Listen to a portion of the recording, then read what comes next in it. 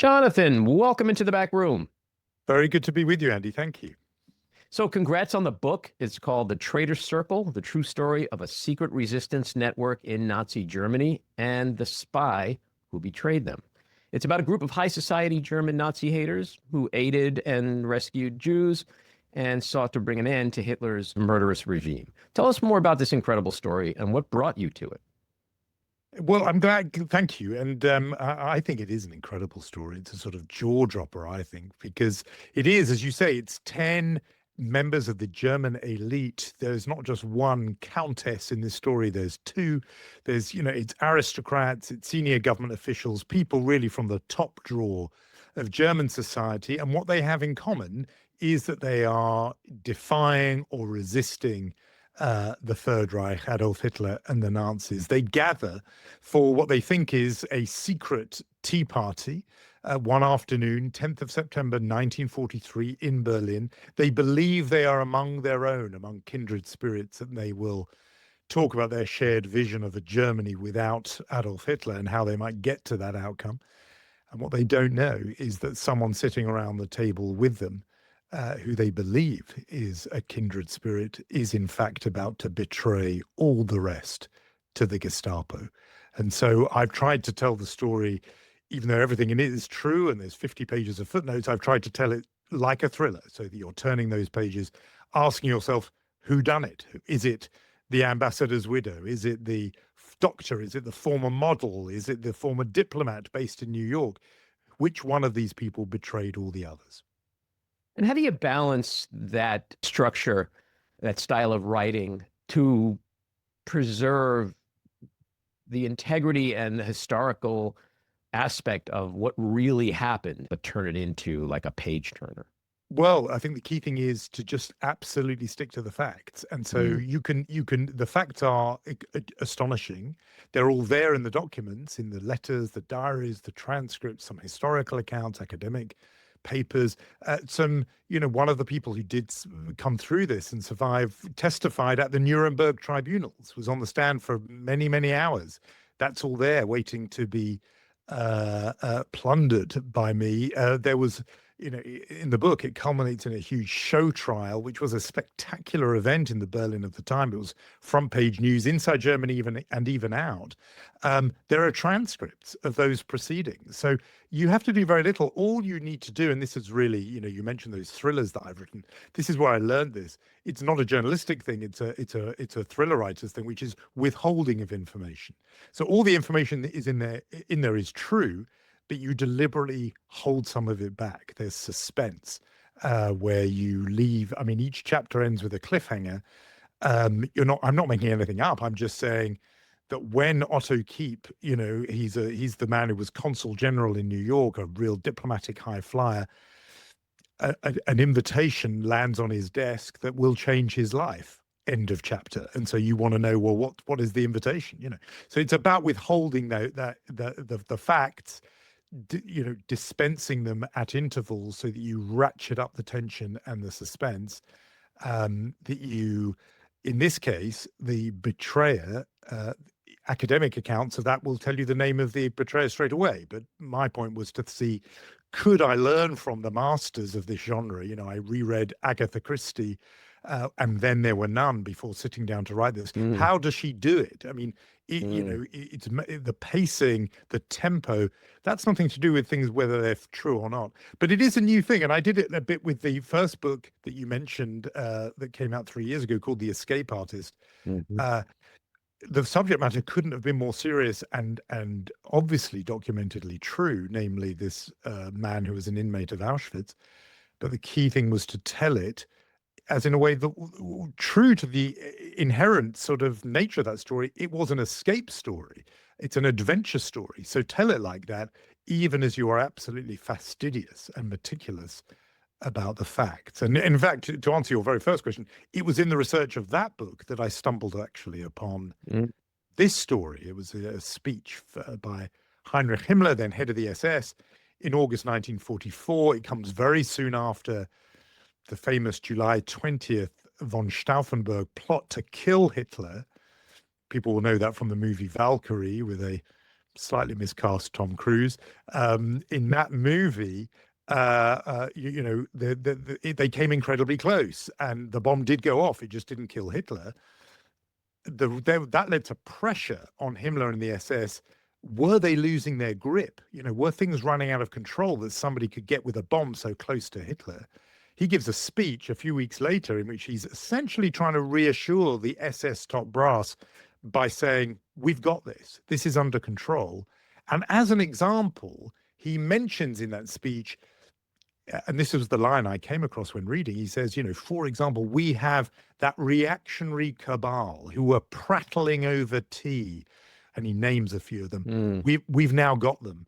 And I looked at that, honestly, maybe it's because I'm British, I saw the word tea and just thought, what is this? You had me at tea. They had me at tea. I mean, what is this episode? I've never heard of this.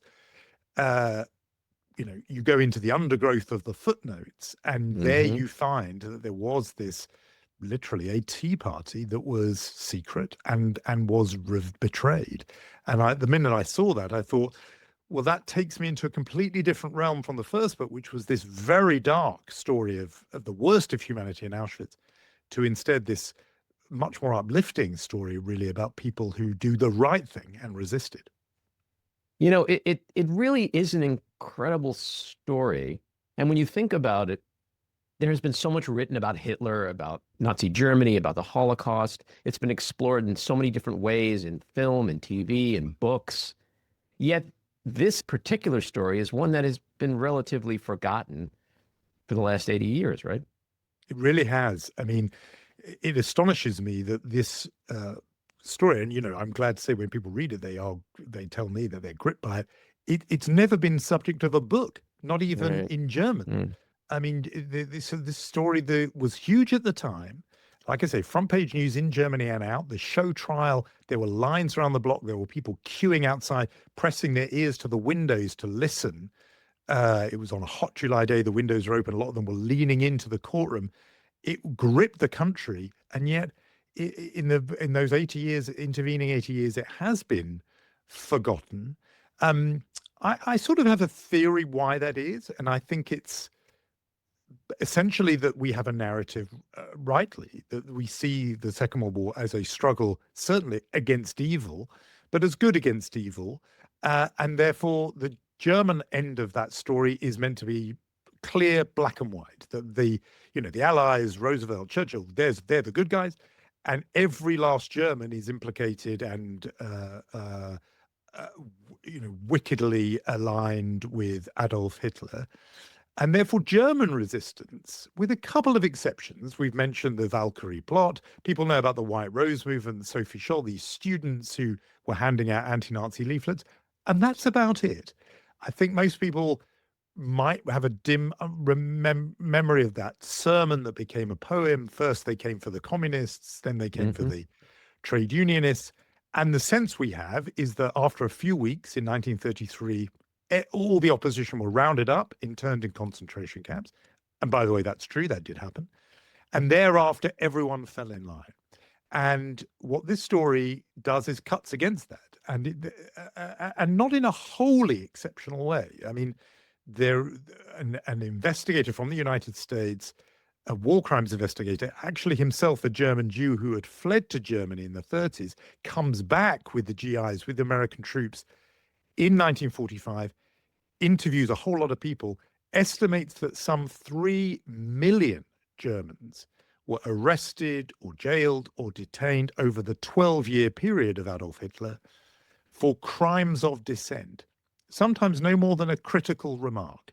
And as many as 500,000 of those paid with their lives were executed. That's a huge number. Now, it's not set against everyone who did nothing. That same investigator, Eric Boehm, estimated that 95% stayed in line, that were loyal and obedient to Hitler. So it's a glass half full, glass half empty thing. Do you think do you emphasize the fact that 95% didn't resist, or do you think 3 million people, it's not nothing, and of those, here are these 10 or so, and they had been, in order for the narrative to be simple of good v evil, Germany against the world, I think they have been denied their place in history, which I think they do deserve. Well, especially given the fact that they were people who had the most to lose given their stature. So, on that note, take us a little deeper into the quote unquote soft circle and the main members who comprised it. Yeah.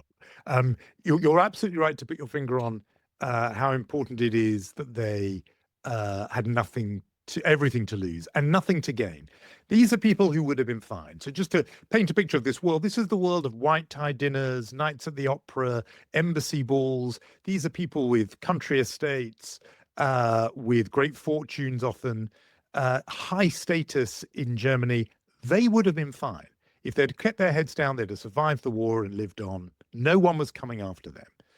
Uh, but each one of them found their individual path to defiance and resistance. So this group was not, it overlaps with what was known as the Solf Circle. It was named after Hannah Solf and her late husband Wilhelm Solf.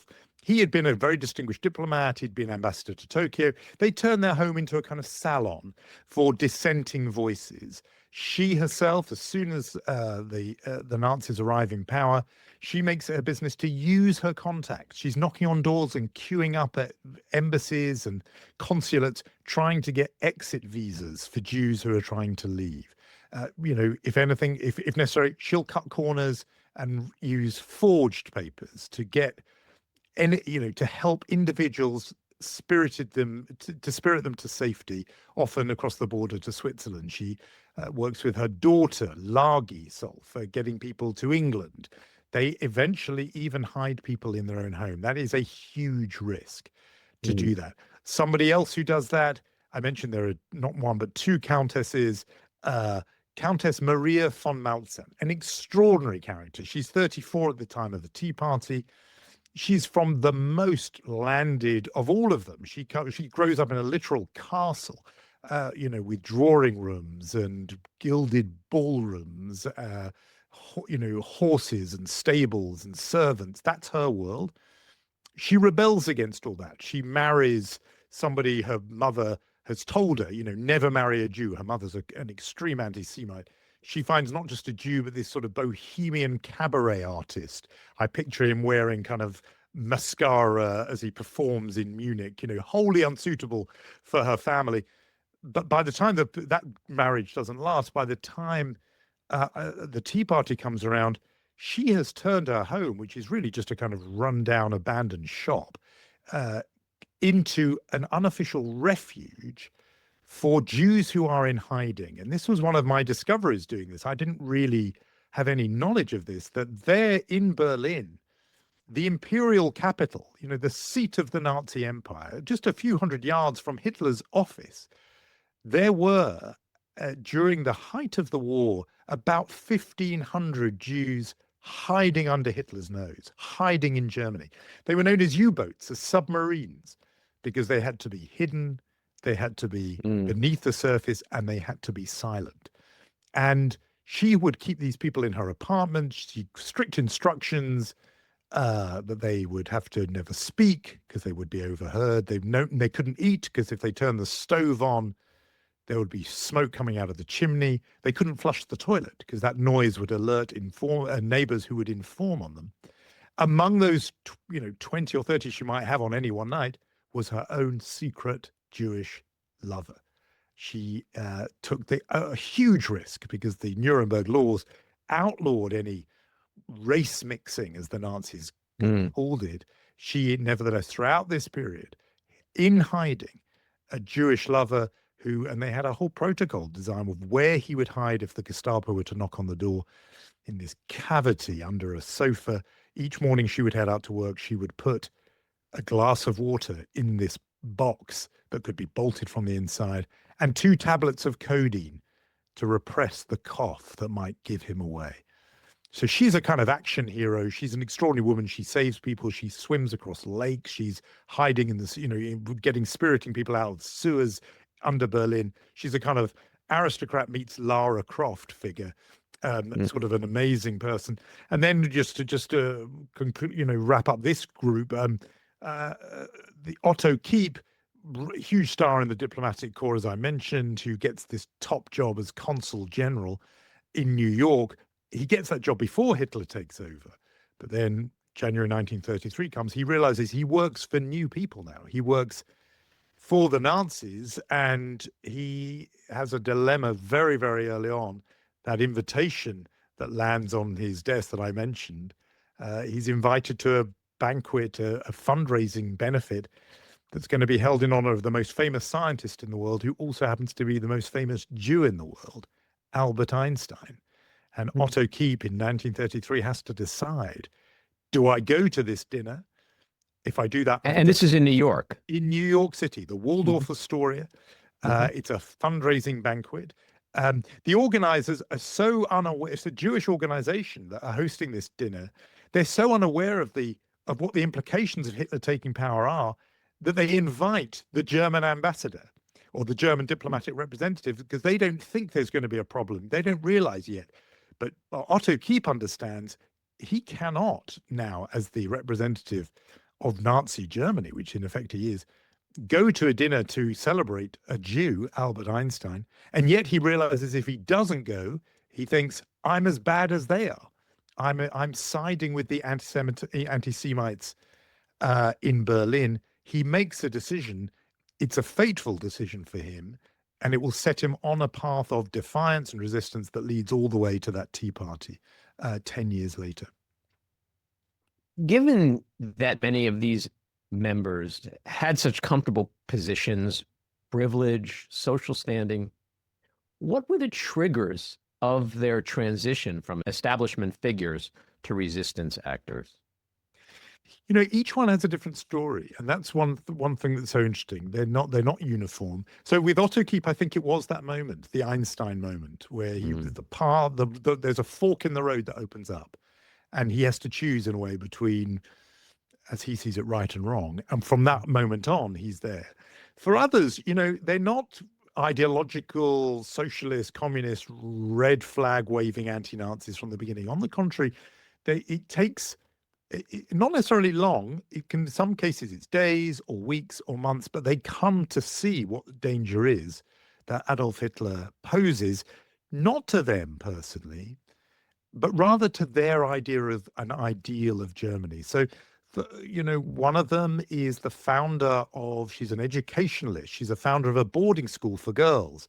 She's actually quite sort of, you know, she comes also from an aristocratic background.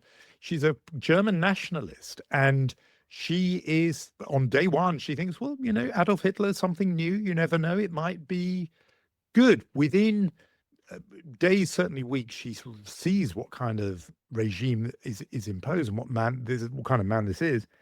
And she begins to turn her school into, again, a secret sort of unofficial sanctuary where non-Aryans, meaning Jews, can send their daughters. And so the girls at the school describe how a new girl would suddenly appear, would be in the dormitory for a few weeks, and then they would wake up one morning and suddenly there was an empty bed. And it meant in the dead of night, her family had managed to get the papers they needed to get out of the country, and had picked up the daughter at 3 o'clock in the morning and got across the border. Elisabeth von Taden, who was the head of the school, allowed that to happen. She quietly changed some of the rules in the school so that there wasn't a portrait of Hitler on display, which there was in every other German school. She found a way that, yes, there would be a branch of the Hitler Youth or its equivalent, but she kept very close tabs on that to make sure they weren't doing the indoctrination that would be happening elsewhere. Just these small acts of defiance that were made things possible. And, as there's one gesture almost, which had leapt out at me because it shows the range of defiance that is possible. On the one hand, there are people in this story who are on the edges of plots to kill Adolf Hitler. They're involved in that. And then then at the other end, there's this woman, Lagisolf, she's the other countess, who makes it her habit to, when she's going around Berlin, to always carry 2 heavy bags of shopping. Why? Because if she should run into someone she knows who greets her with the right arm Hitler salute, she won't be able to respond or reciprocate. I picture her sort of, apologetically gesturing toward, nodding towards her hands. I'm sorry, my hands are full. It's a tiny thing. It's a tiny thing. It wasn't going to bring down Hitler, but it's an act of defiance. It sets her apart. And so from that all the way through to plots to assassinate the Führer, these are the people of that circle, and they come together on that Friday afternoon in September 1943. Mm. And, their resistance and defiance of Hitler and the Nazis spanned more than a decade. And it's pretty incredible that they were able to operate under the radar for so long. Yeah. I mean, and several of them weren't under the radar. I mean, several of them at different points do get called in and questioned by the Gestapo.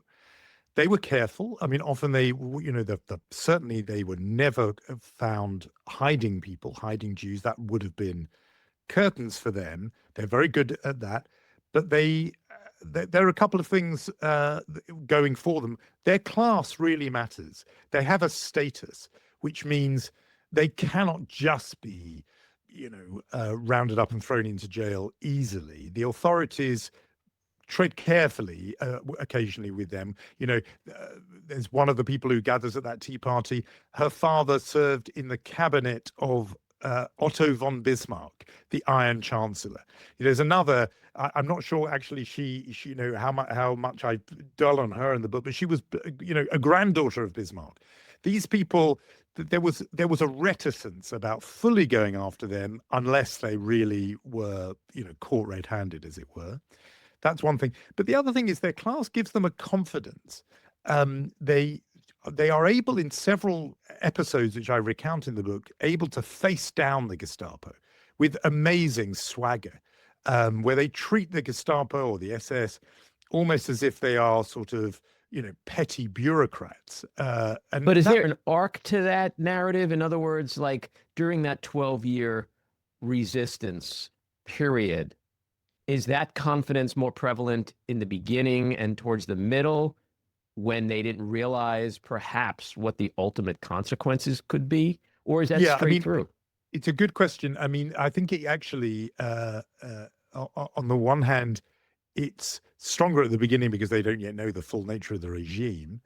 On the other, and this is a different source of confidence, which in a way it was more surprising to me, it gets stronger the more heinous and evil the regime is.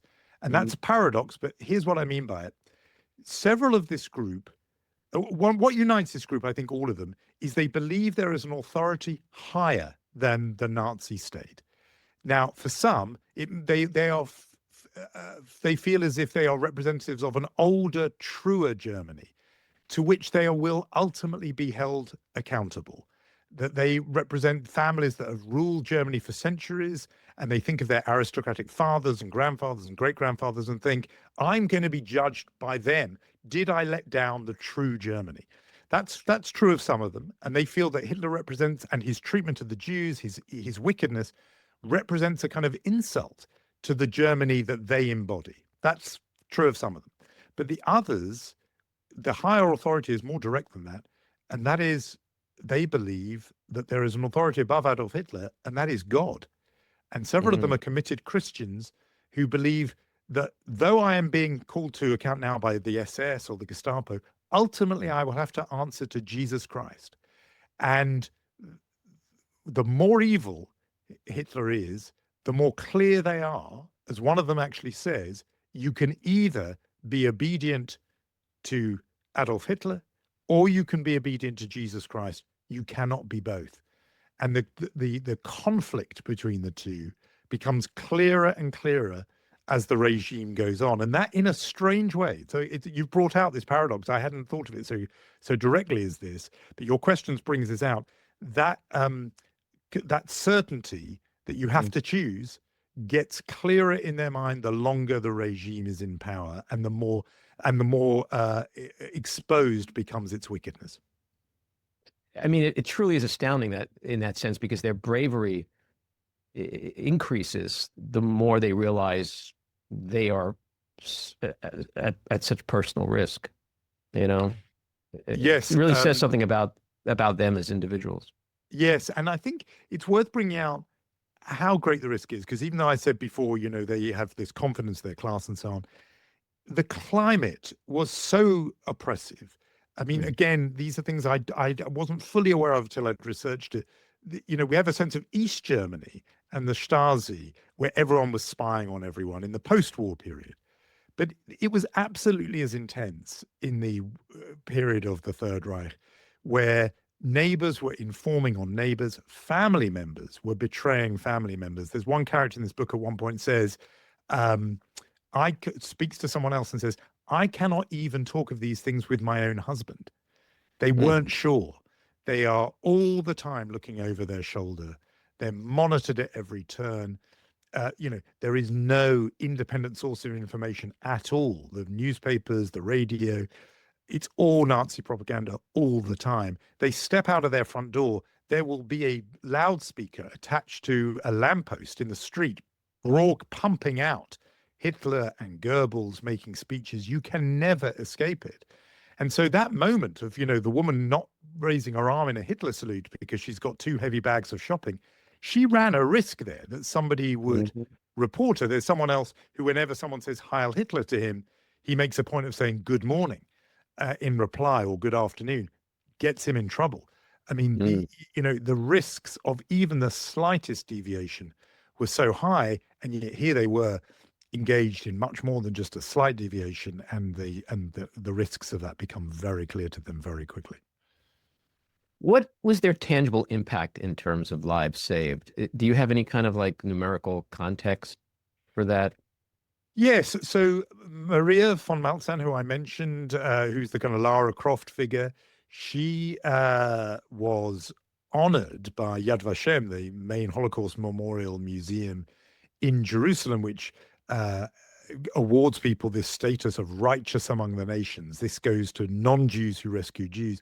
They estimated that she saved at least 60 people through hiding and through other acts of extraordinary heroism. I mean, I don't want to give all of them away because some of them Hmm. are mind-blowing. What she did involved such physical risk. And I say at least because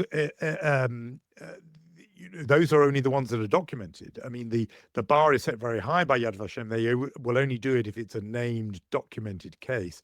There will be, I'm convinced, many more who passed through her home, who she hid for 2 nights, 3 nights. She didn't keep records. They came through. They got across the border. People who she spirited through the sewers of Berlin. So I think it was probably many more than that. Then there are others where it's, there's some who they saved 6 here, 3 or 4 there. But there are others who weren't engaged in the literal business of hiding Jews or rescue, but were nevertheless engaged in whatever they could do to against this regime. And so I mentioned Otto Kiep, the former diplomat. He, as part of his job, where he did work in German military intelligence, he was privy to a lot of information that he would ensure was passed on to people who could use it, often in quite reckless ways. He took huge risks so that people would know what was going on.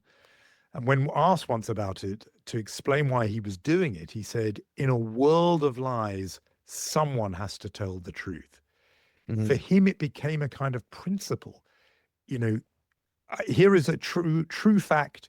I will tell this almost a stranger in the street about a military defeat where the state were saying it was a victory. He knew because he had documents and intelligence that it was a defeat. He would tell people just so the facts could live outside his own head. It was an act of defiance against totalitarian control. It may not mean that he can point to a life saved here or there, but it's an act of resistance. Mm. You mentioned before that this book is a companion or an anecdote or a bookend to your prior book, The Escape Artist. If you were to extend this as a trilogy, what might the next book be? Is there a dimension of German resistance or wartime history you feel like this story still remains underexplored? I'm smiling like this because that is the question I'm asking myself.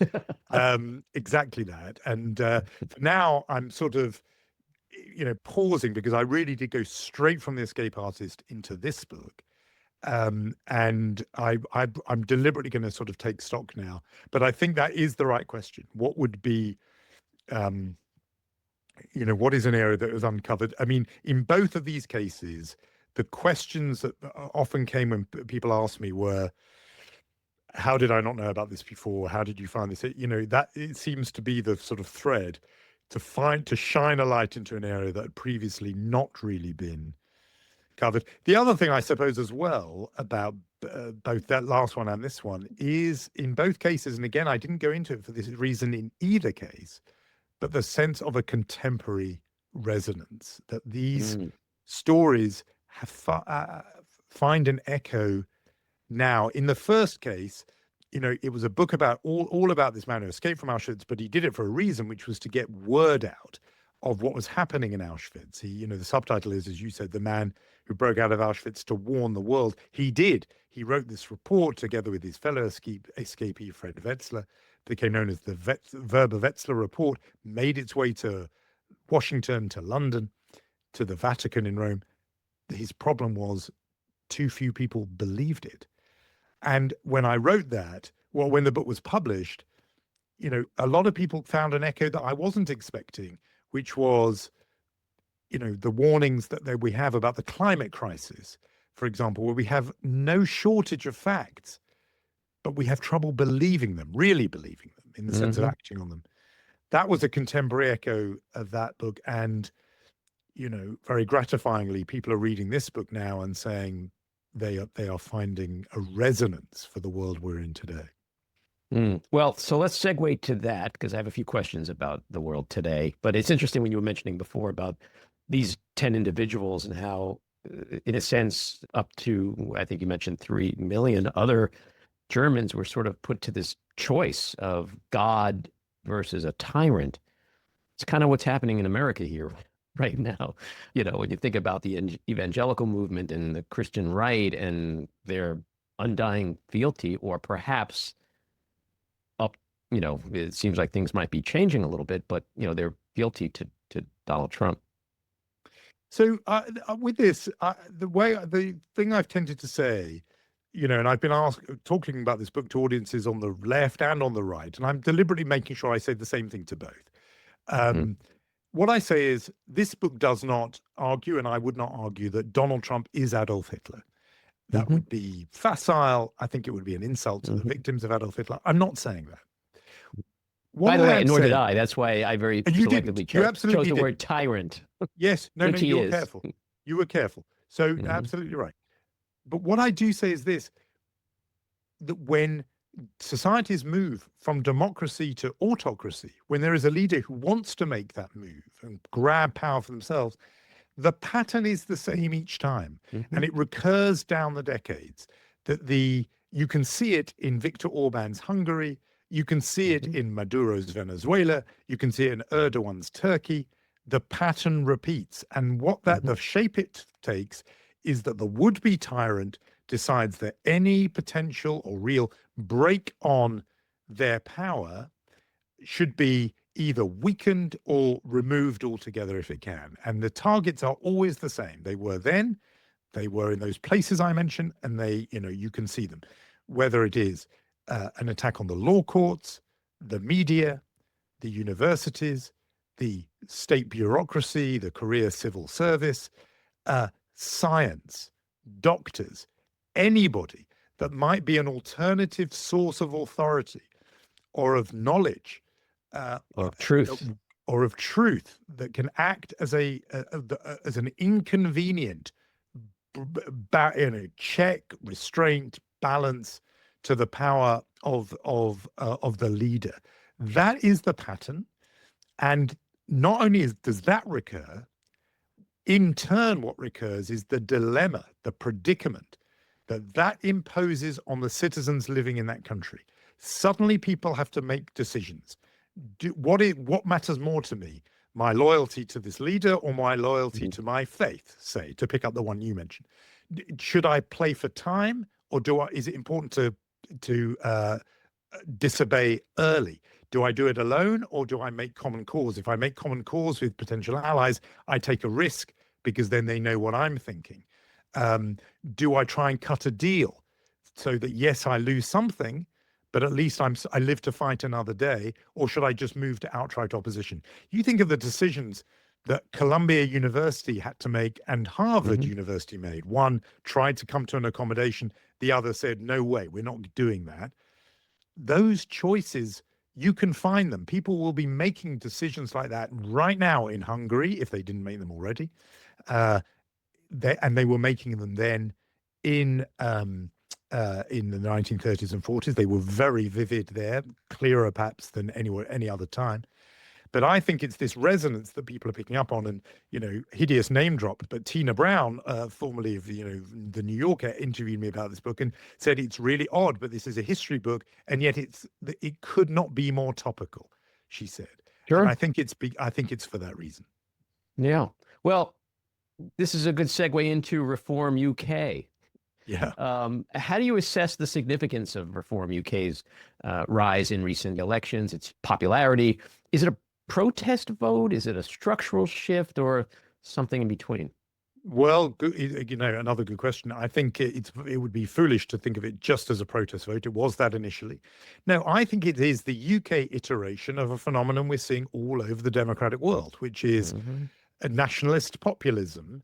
It looks the same. The qualities of it are very similar to Le Pen in France, Trump in the United States, again Orban in Hungary. The same pattern. It says that the nation is being cheated by a narrow elite. The language about who exactly is in the elite changes depending which country you're in, but the argument is the same. A small group is thwarting us, the people. And therefore, for the nation to be restored, there's often nostalgia is a big theme. For the country to be restored to greatness, we need to turn on immigrants. We need to turn on the liberal institutions, the deep state, and so on. That's the pattern in all those cases. And Nigel Farage absolutely fits that playbook.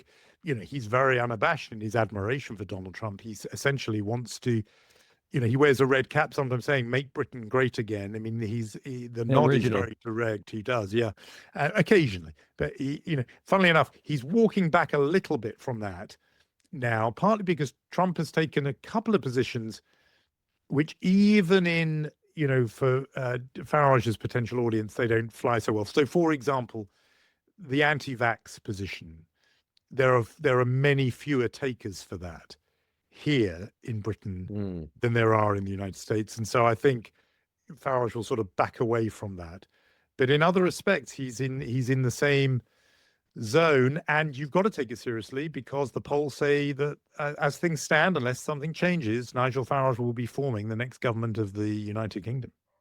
Yeah. And so Farage poses as this anti-politician, this populist, yet he spent about 25 years as a professional politician, which is more than twice as long as Prime Minister Keir Starmer's time in politics. That kind of makes him an insider, no? You're so right. It's exactly what often figures on the right are able to get away with, that they can pose as anti-establishment and insurgent for decades. I mean, Trump still runs against the US government. Hmm. Um, I think of Netanyahu in Israel, who's been prime minister on and off for 29 years, still says, poses as if the left are in control. They hadn't had a sniff of power in decades, but he is able to play that game. Yeah, Farage is absolutely establishment, absolutely insider. The kind of education he had. He was a member of the European Parliament for a very long time. It's amazing that he gets away with this act, but it shows you that in politics so often these days it is about vibes, and his vibe is Yeah. outsider, and Keir Starmer's vibe is insider because he was a lawyer and so on. Even though, as you absolutely say, he's been one of them is new to politics, and it isn't Nigel Farage. Yeah. So why do you think the Brits feel that Starmer, Boris Johnson, David Cameron have failed them, thus pushing them to reform UK? Well, the country is economically in a gloomy period and has been really for a long while, at least a decade. I mean, in a way, it hasn't really picked itself up since the crash of 2008, the economic crash. Productivity rates are very low, growth rates are low. That, I think, is the backdrop against which Nigel Farage is able to make his case. For example, about immigration. You know, when Britain was doing really quite well economically, people were pretty relaxed about newcomers and immigrants. They thought, in some ways, this is the mark of a successful economy. People are coming here to work. They didn't really have such a huge problem with that. This is different once things change, once the economy is struggling.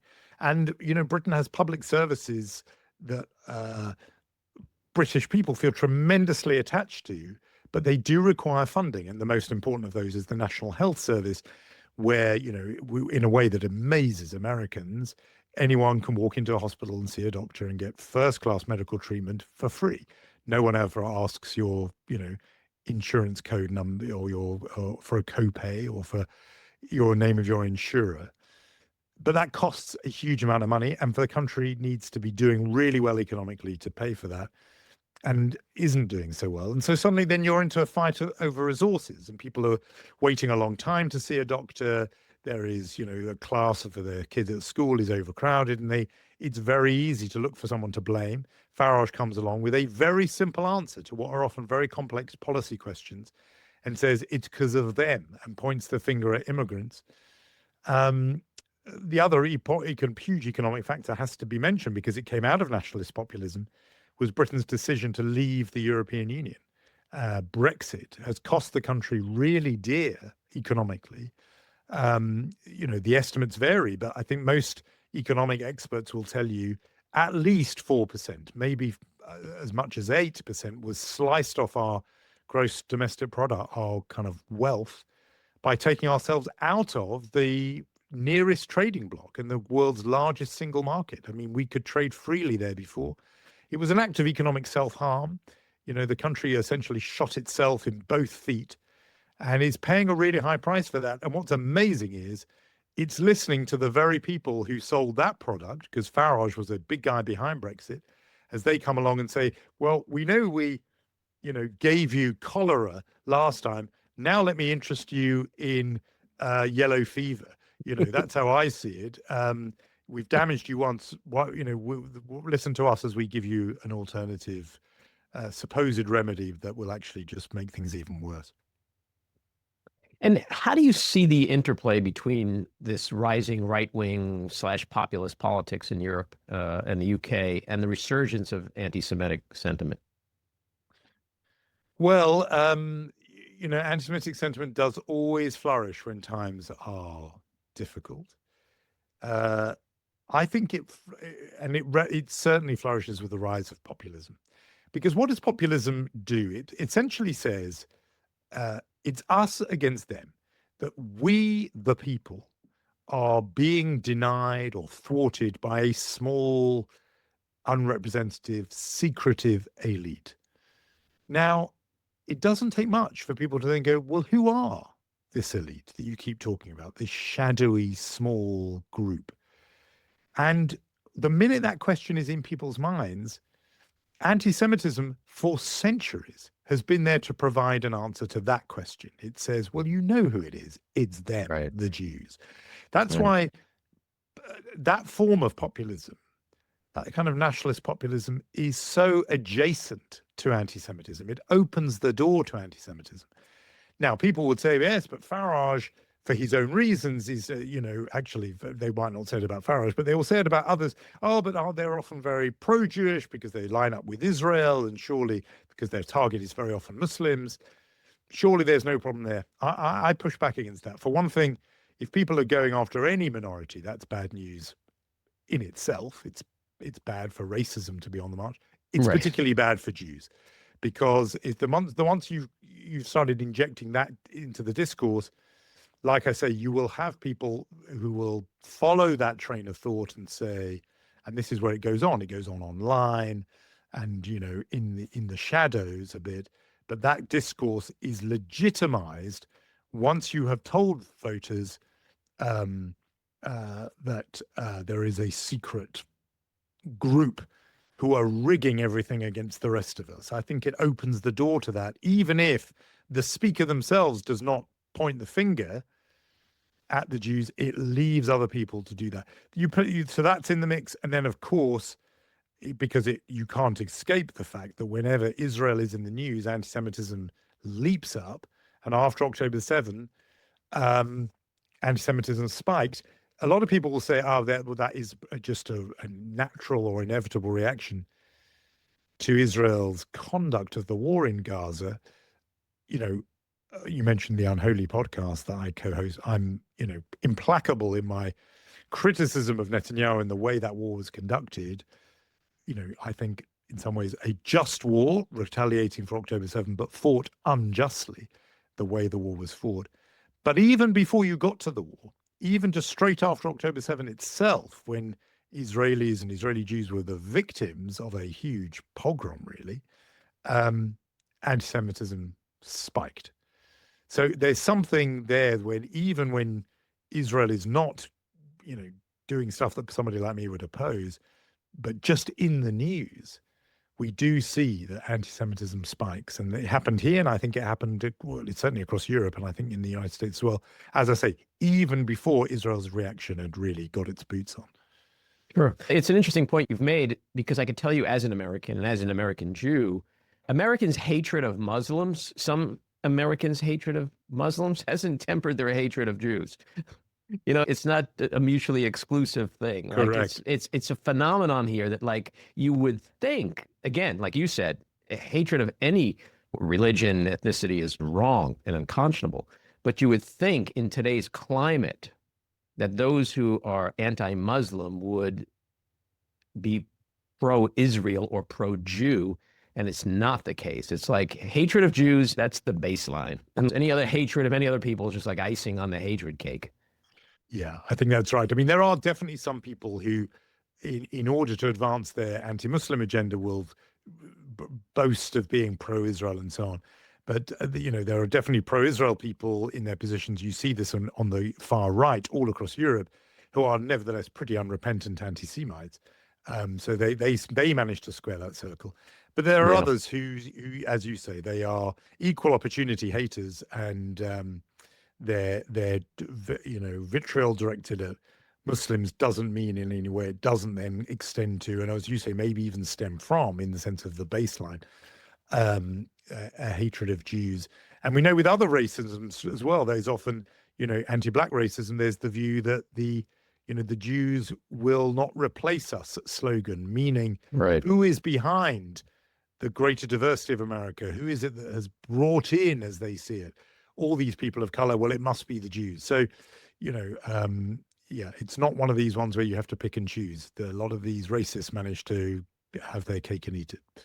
Yeah, it's a buffet. My last question. Britain has suspended the sharing of certain intelligence with the United States over its concerns about Trump's ordering of the military to wage lethal and likely illegal bombings of suspected drug trafficking boats. How significant is this lack of trust from one of America's closest allies? I would say it is significant. And I would say for this reason, which is when people talk about this relationship, the US-UK relationship, so, the Brits love calling it the special relationship. The heart of it actually is the intelligence cooperation. That is the most important aspect of it. And it survived the first Trump term because the intelligence professionals just carried on as if Trump wasn't there. But, there is a degree of intelligence sharing in which each is the other's eyes and ears in their relevant terrain. There's almost no barrier. There's no sort of membrane between what GCHQ pick up here in Britain and the NSA pick up in the US. It's as I understand it, a pretty well free-flowing sharing. And it is partly what's given both a sort of great edge in foiling terrorism and so on over the years, that they are really so closely entwined. The so-called Five Eyes as well, Australia, New Zealand and Canada, alongside Britain and the US, the English-speaking world. it's been a tremendous defense and security and sort of intelligence asset, particularly for the United States, I would say, because it means their reach is everywhere. If you are seeing now, I think this looks like an opening shot to me, saying, okay, we're just showing you that there is a line that should not be crossed, where you cannot just assume that this goes on forever, regardless of what you do. I think it's significant. And, I was picking that up when Tulsi Gabbard was named as Director of National Intelligence. There were intelligence professionals in this country who were thinking, so you're telling me that when I've got really good intel on Putin's Russia, it's going to be funneled up to somebody who is basically a Putin apologist or defender. Right. That, I'm not sure I think, we have to speak carefully about intelligence matters because you're just hearing things Right. that you can. But my understanding was, even if at the political level, the decision was, oh, nothing has changed, I would not be at all surprised, let's put it no stronger than that, if some intelligence professionals kept certain information in a drawer, as it were, and did not want to share it in such a way that it would reach the Americans, because the fear would have been, well, we know that last time Donald Trump was bragging in the Oval Office to Russian representatives about intelligence. Right. And they would feel like that could, and I think then sources were compromised. And so I wonder if there is an unofficial, undeclared go slow on some of the intelligence cooperation, that would be the iceberg of which the story you mentioned is the tip. Yeah, no, I would agree. There's been a lot of concerns on that level here. Jonathan, the book again is The Traitors Circle, the true story of a secret resistance network in Nazi Germany and the spy who betrayed them. I wish you much success with it, and thanks for coming on and talking about it. Thank you, Andy. It's been a pleasure, and I'm grateful for your insights into the book and our conversation. All righty. Take care. Bye-bye.